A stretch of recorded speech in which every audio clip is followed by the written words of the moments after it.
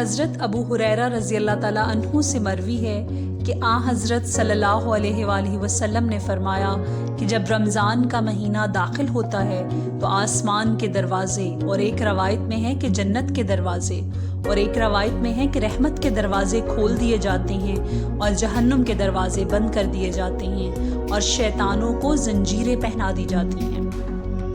बुखारी शरीफ। हज़रत साहल बिन साद रज़ी अल्लाह ताला अन्हु हज़रत सल्लल्लाहु अलैहि वसल्लम का इरशाद नकल करते हैं कि जन्नत के 8 दरवाजे हैं। इनमें से एक दरवाज़ा रयान नामी है जिसमें सिर्फ रोज़ादार दाखिल होंगे। मुस्लिम शरीफ।